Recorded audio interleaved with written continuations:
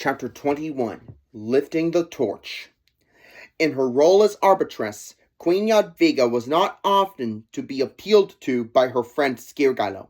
At the close of the very year following the family councils, he died near Kiev. Rumor said of poison, dropped into his beaker by a monk of Orthodox faith who had heard that the Lithuanian had decided to enter the Western Church and was planning a pilgrimage to Rome. When Skirgalo fell ill, a call for a physician was sent to Krakow. But though Dr. Dominik set out in all haste, he reached Kiev too late. The death of his brother was a severe blow for Jadwiga. Of all the family, he had always been nearest, and troublesome though he at times was, he had yet been the king's strongest support on Lithuanian soil.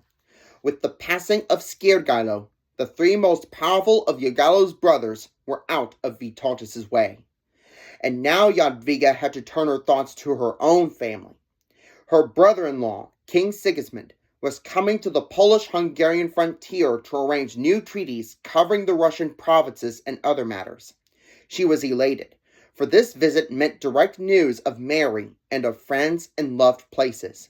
She gathered together gifts for her sister and for old teachers and companions, and with a large following started toward the Carpathians to meet the approaching visitors.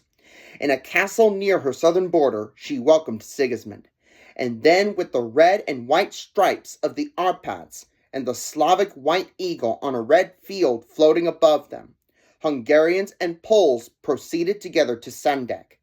There, while the visit was royally celebrated, the diplomatic discussions advanced to a satisfactory conclusion. When Jadwiga returned to Krakow, she carried with her, happily, Sigismund's promise that during the very first month of the new year, he would bring Mary to Poland for her long-delayed visit. As we watched the Queen journeying first to one frontier, then to another, back and forth between her capital and those of the provinces, from city to city, in barges or in springless carriages and on horseback over the roads of her day, we wonder how she did much more than prepare for and recuperate from these taxing excursions. Just as, when realizing her preoccupation with the international relations of the new empire, we ask how she crowded into the days her myriad more immediate undertakings. Yet she seemed continually engaged in establishing new hospitals and schools, monasteries and churches, and in enlarging old establishments. She bestowed and reaffirmed privileges and grants, among them often those of yearly salt from the famous mines, inspected and encouraged one institution after another. She visited the sick and otherwise unfortunate, and listened to appeals for justice and mercy, even from men and women from beyond her borders. For belief in her goodness and power intensified and spread. She had particularly filled with good works the year 1390, declared a holy year by Pope Boniface IX. During this time, she increased her hours of meditation and study of the church fathers and saints, among whom Saints Ambrose and Bernard and Bridget and Catherine remained still her favorites. She added also more days of self-denial, though already she and Jadwiga limited themselves 2 days a week to bread and water. At certain seasons, as during the pre-Easter period, she dressed almost as a nun, wearing a dark veil and a rough garment next to her skin. Many felt that they saw in this action the influence of her ancestor, Saint Louis, who 100 years earlier had worn a hair shirt and had carried flagellation chains about with him in an ivory box. Indeed, remembering the reports that King Louis had wanted, toward the end of his life, to enter a monastery, it would not have surprised them to hear that his daughter had decided to renounce the world altogether. Throughout the Jubilee year, Poland bade Godspeed to the pilgrim bands starting for the Holy City. Jadwiga envied those free to go. It was about this time, shortly after the completion of the convent of the Visitation near Krakow Gate, that she and Jadwiga called Benedictines from Prague to found an abbey near Klepotz, where in their Church of the Holy Cross the daily service would be recited in the Slavic language. and she now insisted that in other foundations, at least at certain seasons, both Mass and songs should be rendered in Slavic. She was an enthusiast in church music and did much to improve the singing, not only in Krakow's Church of St. Mary, where she encouraged the introduction of Psalms of David chanted in 2 parts by 17 voices, but in other churches as well. Wycliffe had died the year after her coronation. In England, Lollardism was well underway, and to the south of her, Jan Hus, her own age, was receiving degrees from Prague University. But while following certain democratic tendencies of the time, Jadwiga, by her unswerving loyalty to the church, was helping to keep the Polish branch safe from the extreme of separation. In other countries, the disrepute into which the papacy had fallen during the Great Schism, and the suffering resulting from simony and other extortions, prepared the soil for rebellion. But in Poland, the effect of such evils was gloriously counteracted by the spirit of exaltation, in which the country had witnessed the conversion of the last pagan people of Western Europe, and in which it looked to further triumphs for the cross in the East. Why could not all Slav peoples be united through the Western Church? In this part of the world, the victory of Jadwiga was still vividly present in all minds, and the Church, despite its mistakes, was a living, growing body. There was freedom of opinion and speech. The new doctrines were reported and discussed, while the Holy Queen and her people worked with increased zeal inside the fold. During 500 years, Poland has been reverently grateful to Jadwiga for her effort to bring religion and learning within the reach of all, and for being, as she was, one of the first to appreciate the beauty and importance of the Polish language. Through her insistence on its use inside and outside the church, she helped to ensure to her country its share in the fructifying influences of the rise of vernacular languages. Not only the translation of the scriptures, which she ordered, but many other translations due to her, added to the riches of the Polish tongue. Nothing could have won her warmer cooperation than the knowledge that she was writing in her own hand a translation of the greater part of the New Testament. In these and many other ways, she aided in preparing the way for the Polish Renaissance. It was not surprising that Pope Boniface IX, who deeply appreciated her great qualities, should write her a letter in 1390 in which he thanked her for her devotion to the Catholic Church, adding that though it was impossible to accede to all applications transmitted to the see on behalf of her subjects, yet if she adopted a confidential sign manual for those requests to which she personally attached importance, they would be immediately granted. In another letter, this pontiff gently complained that she sometimes recommended people contrary to her conviction because she could not refuse a favor. To the two dominant forces of this century, those of the empire and the church, had been added a third, that of the university. At the side of empire and church, the university was to play a role of incalculable importance in the march of human destiny. The Holy See knew and approved of Queen Jadwiga's determination to give Krakow the thoroughly grounded university which Casimir had attempted, but failed to establish. The University of Prague was flourishing.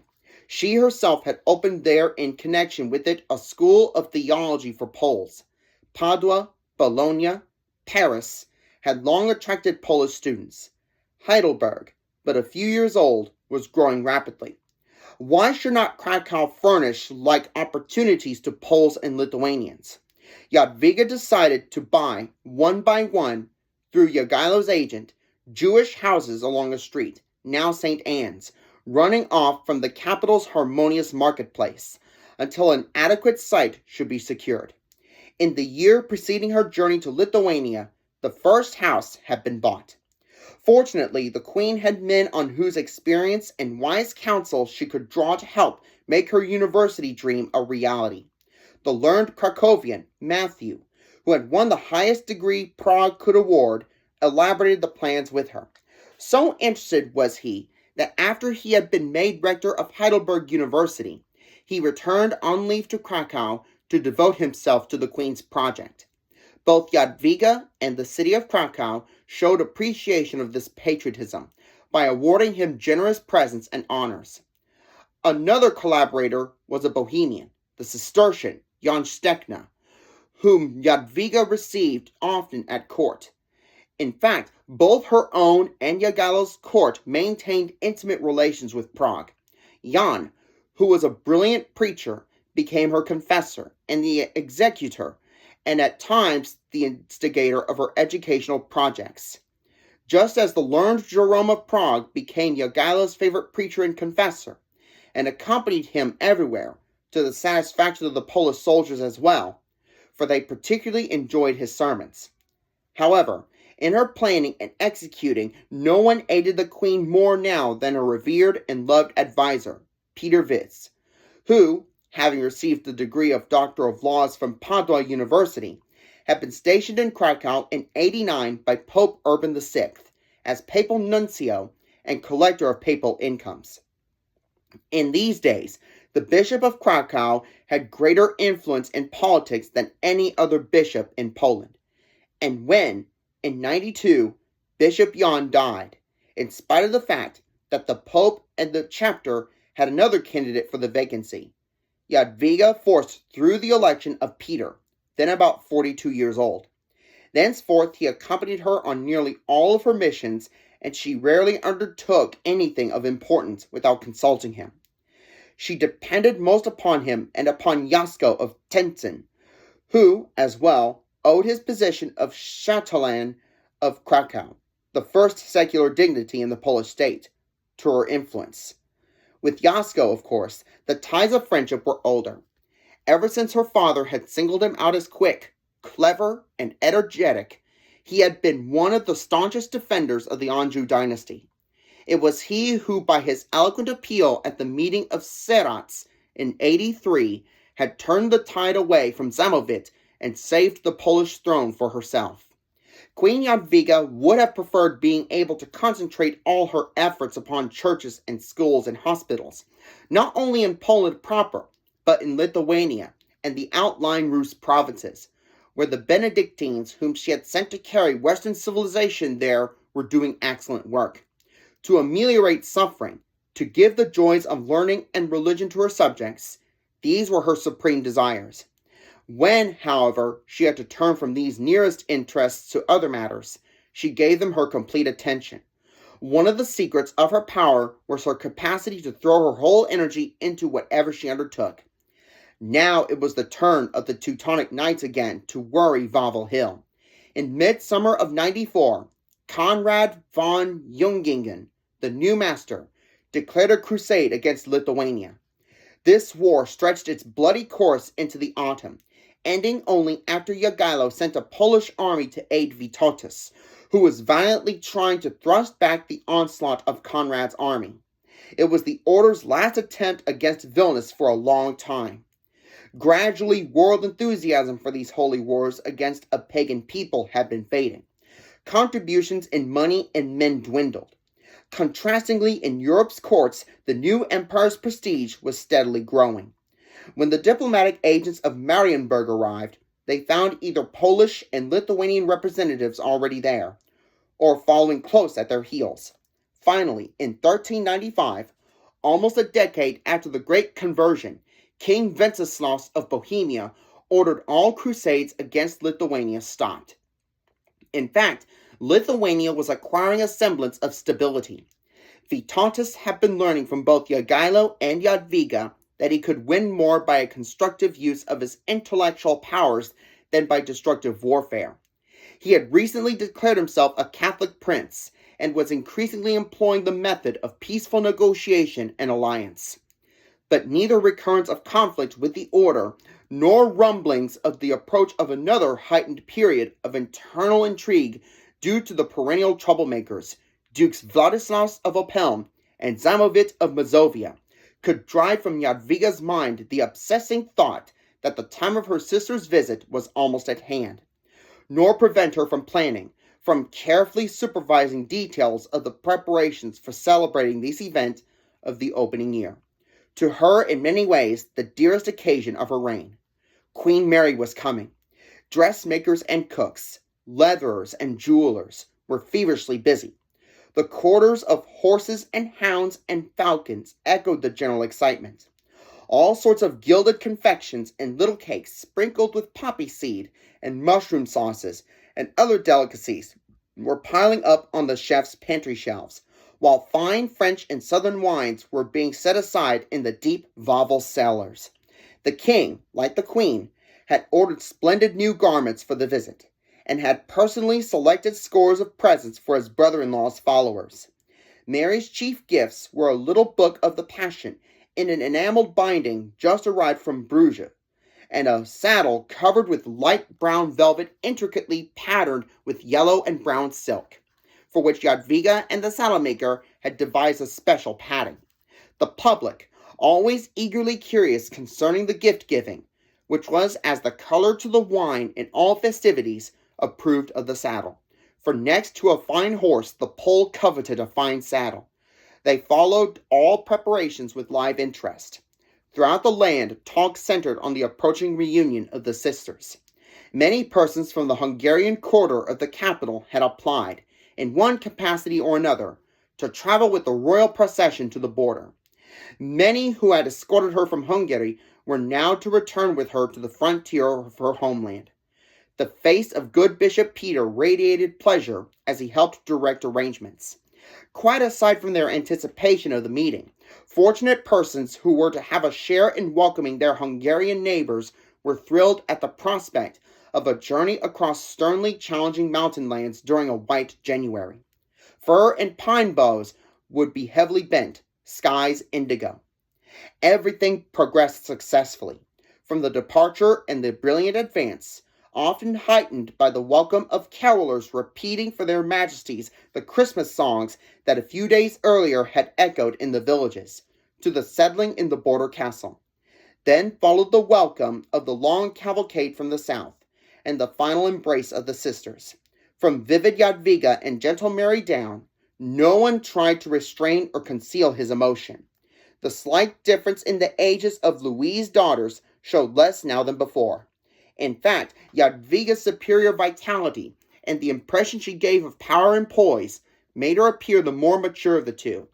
The crown had brought little joy to Mary.